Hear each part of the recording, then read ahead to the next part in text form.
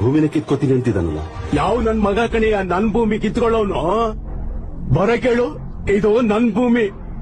ನಾ ಬದುಕಿರೋ ತನಕೂ ಈ ಭೂಮಿನ ಯಾರು ಏನು ಮಾಡಕ್ಕೆ ಬಿಡಲ್ಲ. ಈ ಮಣ್ಣಲ್ಲೇ ಹುಟ್ಟಿದೀನಿ, ಈ ಮಣ್ಣಲ್ಲೇ ಸಾಯ್ತೀನಿ. ಆದ್ರೂ ಯಾರು ಈ ಭೂಮಿ ಮೇಲೆ ಕಣ್ಣಾಕಿದ್ರೆ ಮಾತ್ರ ಸುಮ್ನೆ ಬಿಡಲ್ಲ ಕಣಪ್ಪ ನಾನು. ಒಂಚೂರು ಮಾನ ಮರ್ಯಾದೆ ಇದ್ರೆ ಈ ಕೆಲಸ ಎಲ್ಲ ಮಾಡಲ್ಲ. ಮಾಡ್ಬಾರ್ದು ಕೆಲಸ ಮಾಡ್ಕೊಂಡು ಈ ರೈತರನ್ನೆಲ್ಲ ಒಕ್ಕಲೆ ಬಿಡಿಸುವಂತ ಕೆಲಸ ಮಾಡ್ರಿ. ಒಳ್ಳೊಳ್ಳೆ ಅಭಿವೃದ್ಧಿಗಳು ಮಾಡ್ರಿ. ಯಾವನ್ರಿ ಬೇಡ ಅಂದನು? ಇವನ ಬಂದು ರೈತರುಗಳನ್ನ ಒಕ್ಕಲೆ ಬಿಡಿಸ್ಕೊಂಡು 9,600 ಎಕರೆ ಎಲ್ಲಿ ಹೋಯ್ತಾರ್ರಿ? ದನಗಳು ಕಟ್ಕೊಂಡು ನಡೀರಿ. ಡಿ ಕೆ ಶಿವಕುಮಾರ್ ಹತ್ರ ನಾನು 8 ದಸ್ಕೊಳವೆ ಹೊಡ್ಕೋಬೋತೀನಿ. ಡಿ ಕೆ ಶಿವಕುಮಾರ್ ಮನೆ ಹತ್ರ ಕಟ್ಟಾಕಡೆ ಮೇವು ತಂದು ಕೊಡ್ತಾನೆ ಅವಯ್ಯ ಒಂದಿನಕ್ಕೆ. ಬೆಳಗ್ಗೆ ಎದ್ದ ಅಂದ್ರೆ ನನ್ನ ಮಕ್ಳು ಕಾಲೇಜ್ಗೆ ಹೋಗೋದಕ್ಕೆ ಹುಲ್ ಕೂದಾಕ್ಬಿಟ್ಟು ಹೋಯ್ತಾರೆ. ಅವ್ರ ಕಷ್ಟ ಅವ್ರಿಗೆ. ಒಬ್ಬ 9th ಸ್ಟೂಡೆಂಟು 4 ಹೊರೆ ಹುಲ್ ಕುಯ್ತಾನೆ ಮೇಡಮ್ ಸರ್.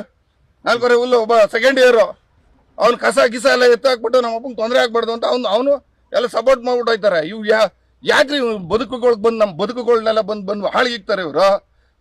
ಸರ್ಕಾರ ಮಾಡೋಕ್ಕಾಗ್ಲಿಲ್ಲ ಅಂದ್ರೆ ರಿಸರ್ವ್ ಮಾಡ್ಬಿಟ್ಟು ಇವರು ಮಿಲಿಟರಿ ಅವರವರು ಮಾಡ್ಬಿಟ್ರು ಅದೊಂಥರ. ಇವ್ ಯಾವ ಕೋತಿಗಳ ತರ ಆಡ್ಕೊಂಡು ಒಳ್ಳೆ ಯಾವ್ರಿ ಈ ಎಣ್ಣೆ ಕುಡ್ಕೊಂಡು ಯಾವ ಸರ್ಕಾರ ಮಾಡ್ತಾರ್ರಿ ಇವರು? ದೇವ್ರ ನಮ್ಗಂತೂ ಅಷ್ಟು ಬೇಜಾರಾಗ್ಬಿಡ ಸರ್. ಮಾಡ್ಬೇಕು, ಯಾರ ಆ ತರ ಮಾಡಬೇಕು. ದೇವರಾಜ್ ಅರಸು ಮಾಡಿದ್ರು ಸರ್ಕಾರ ಈ ರೈತರಿಗೆಲ್ಲ ತೊಂದರೆ ಕೊಡಲಿಲ್ಲ. ಉಳಿವೋನೆ ಈ ತರ ಹಿಂಗ್ ಮಾಡ್ರಪ್ಪ ಅಂದ್ರೆ ರೈತರಿಗೆ ಹೊಟ್ಟೆಗೆ ಚೂರಿ ಇವರು. ಉಗಿರಿ ಸರ್, ನೀವು ಸ್ವಲ್ಪ ನ್ಯೂಸ್ ಎಲ್ಲ ಉಗಿರಿ. ದೇವರಾಯಣಗೋ ನಮ್ಗೆ ಒಂದು ವರ್ಷದ 6 ತಿಂಗಳು ತಾವಿಂದ ಹಿಂಸೆ ಆಗೋಗ ಸರ್. ಈಗ ಅಲ್ಲಿಗೆ ಬಂದವ್ರೆ, ಅಲ್ಲಿಗೂ ಹೋಗ್ಬೇಕು. ನೋಡಿ ಬೆಳಗ್ಗೆ ಬಂದೆ, ಅಲ್ಲಿಂದ ರೈತರು ಓಡಾಟ, ಆಮೇಲೆ ಮಾಧ್ಯಮದವ್ರು ಅವರು ಇವರು ಎಲ್ಲ ಬರ್ತಾರೆ. ಸಂಘಟನೆಯವರು, ದಲಿತ ಸಂಘಟನೆಯವರು, ಅವ್ರನ್ನು ನಾವು ನೋಡ್ಬೇಕು. ನಮಗೋಸ್ಕರ ಬಂದವ್ರೆ, ನಾವು ಅಲ್ಲೂ ನೋಡ್ಬೇಕು. ಇಲ್ಲೂ ಬಂದು ಅಸಹ್ಯ ಮಾಡ್ಬೇಕು. ಏನ್ ಸರ್ ನಮ್ಗೆ ಇದು ದೇವ್ರಹಣ್ಗೂ ಅಷ್ಟು ಹಿಂಸೆ ಆಗ್ಬಿಟ್ಟದೆ. ದೇವ್ರಹಣ್ಗೂ ಈ ದೇವ್ರಹಣ್ ಇವ್ರಿಗೇನೋ ಸರ್ ತೋಟದ ಬಂದು ಬಿಟ್ರೆ ಮಾತ್ರ ಅಷ್ಟು ರಾಸ ಆಗ್ತದೆ.